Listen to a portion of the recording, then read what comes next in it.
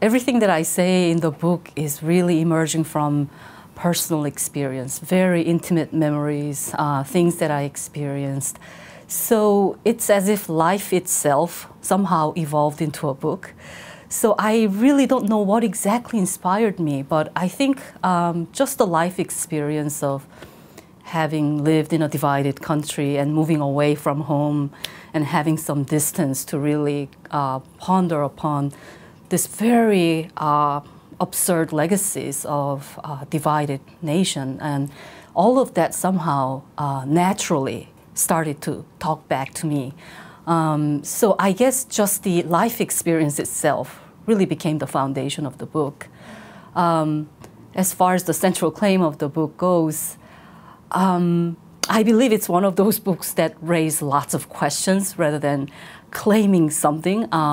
However, I do believe that all the case studies and the sites that I visit talk to how important it is to really focus on individual subjects as agents of history and memory, rather than trying to understand our past and present through the frame of this broader structures of social discourse or state. So I would say that the power of an individual and their ability to remember and live through and endure the outside forces, especially aggressive forces of historical tragedies, is what lies at the center of this book.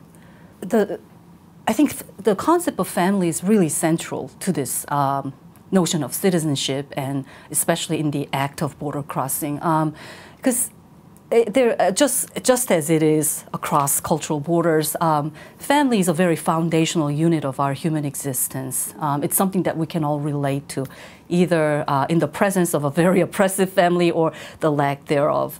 The way I see it is that two states of Korea, both North and South Korea, have really abused the notion of family and used it as a very oppressive political campaign to consolidate this very artificially imposed citizenship. Because this used to be one country, suddenly by outside forces against the will of local people, they have turned into a very two different nation states. So this kind of state-imposed notion of citizenship was extremely an artificial one. Suddenly, you have to call your neighbors, brothers, sisters, a citizen of a different state. And in somehow embodying that kind of artificial imposition of state ideology, the notion of family was really hijacked from its real meaning and daily practices by these states. So my mission in writing this book was to kind of recoup the essential and also pre-political notion of family relationship that really is kind of embodied in our emotion and our memories, that is against this organized social engineering. And in that sense, border crossing becomes relevant because by this artificial imposition of border and different types of citizenships that are being imposed throughout the Cold War era, border crossing itself has become an impossible act to achieve for these divided family members. And what I want to really recoup through individual memory and emotion was to see how border crossing that is impossible in reality is imagined and performed through their bodily memory and kinship and the emotional ties that were very essential to the daily lives. The case studies are very different. I mean, they take us to very different spaces and cultural formations.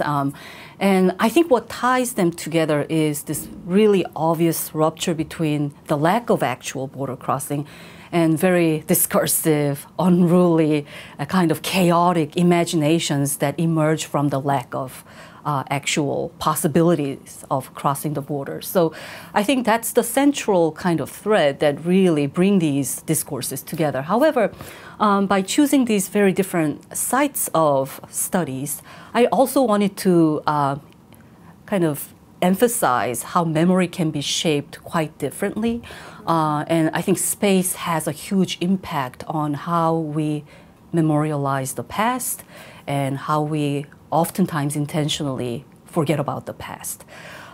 So in some cases, when I analyze proscenium stage performances, I look at the distance between the actors on stage and the spectators in auditorium, and reimagine that distance as the actual spatial distance between citizens of two hostile regimes who cannot be truly reconciled. I think what speaks most strongly for me of all the case studies that I addressed in the book is the actual visits to these tourist sites where commemoration of trauma has become the main attraction for visitors. And I truly viscerally understood the impossibility of comprehending the legacies of the Cold War when I couldn't actually travel to North Korea. The last chapter deals with this ethnographic research of South Korean tourist sites where visitors are welcome to kind of fetishize the tragedies of war, and that in itself becomes a central attraction for this trauma tourism that we often call nowadays.